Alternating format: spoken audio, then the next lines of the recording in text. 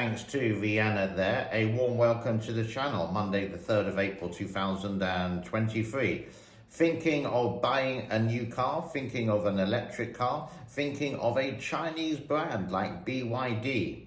Maybe you've seen some adverts like this: win a BYD Atto 3 worth £38,000, for example. Don't buy a Chinese-made car. There is a reason why some of these cars aren't allowed into the UK or the USA, because their safety standard is pretty low. Example? Well, let's start off with this small clip. 在街头自动烧烤。2023年3月28日，河南濮阳。车型对比，河南车有实拍。 Now, I'm not saying that every single Chinese car is bad. I'm not saying that the American or German or Swedish or Italian cars, it doesn't happen to. It does.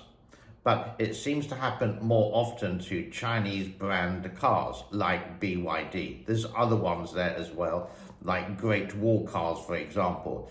And they entice people because they can be a lot cheaper. And they all seem shiny and new and have the latest stolen technology put into their computer system in there. And maybe for a year or two, they can be perfect. And you would say, wow, I've saved so much money. But then that quality will soon deteriorate. Compared to like an American brand car, like Ford, for example, they are far more expensive. But guess what? The quality is going to be there for a long time. I have owned some Fords before, ever since some in the 1980s, for example, when I was in university. And yeah, they did have some troubles, but they were sort of a reliable brand. Chinese cars are only like 20, 23 years old, so they don't have a long history. And the reputation of China precedes them of made in China. For example, here's another car in China, the wheels fell off on. 哎呀，轮子没了！哎呀，哎呀，哎呀，哎呀，轮子没了！哎呀，哎呀，哎呀。 And quite often you'll see videos that they will implode, they will catch fire, they will spontaneously combust because of the batteries. Now, this does, again, happen on Tesla cars once in a blue moon, but it seems to be more frequent in the People's Republic of China. Again, cheap, low-quality cars that look nice and new, but after a while, there. Personally, I wouldn't buy an electric car at the moment.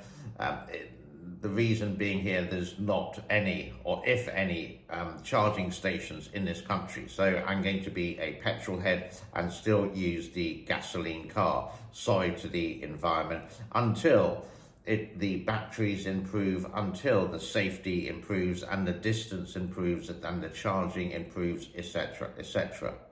Now, let's move on to something different.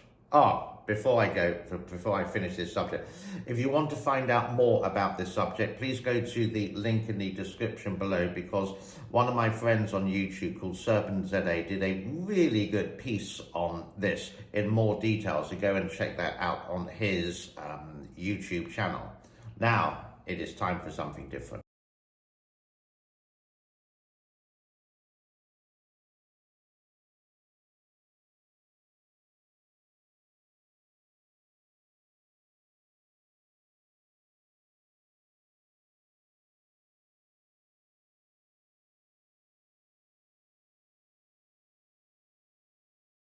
It is the other part of this title. Big Brother is watching you. Now, we all have CCTV cameras wherever you go. They say that the UK is the most surveilled country in the world per capita. I sort of disagree with that now, and I would say it's within China. What's happening in China, they're sort of developing this new term called 15-minute cities. So when you leave your apartment building, for example, you have to scan out. Yeah? This information is collected by Big Brother, and everything you do is usually an electronic payment system. This is monitored by the Chinese government. And then after 15 minutes of a walk, for example, you may have to go into a different zone and you would have to scan again. Big Brother is watching you.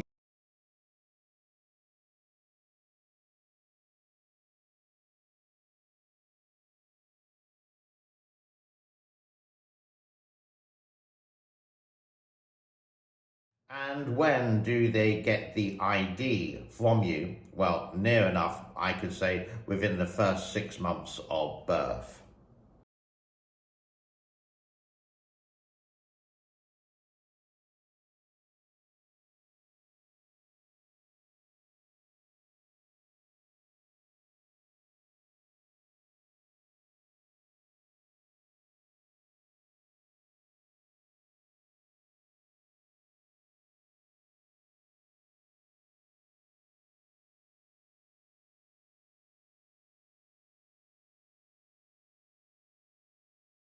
Usually on this channel, if there are any floods, etc. in China, I would show you and what's happening with it, with the emergency service, etc. But today, it's not China, it's New York City that seems to be flooding in the metro.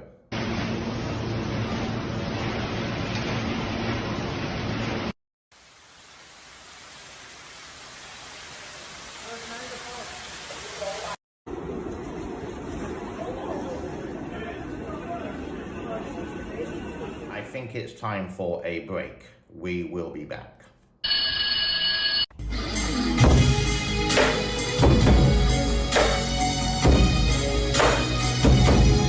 And welcome back. One more piece of news on reports on the real China.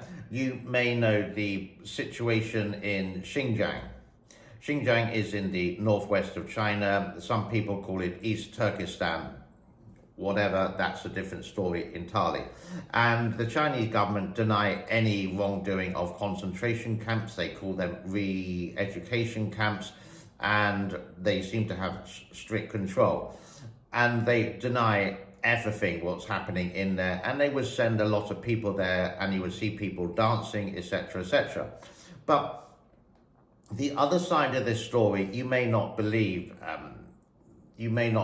the Western media over this, but surely wouldn't you believe someone who posts on Twitter, and there's lots of posts on Twitter related to the people who are in concentration camps and their families are out in America or Turkey or wherever, hoping that they can be back with their family again.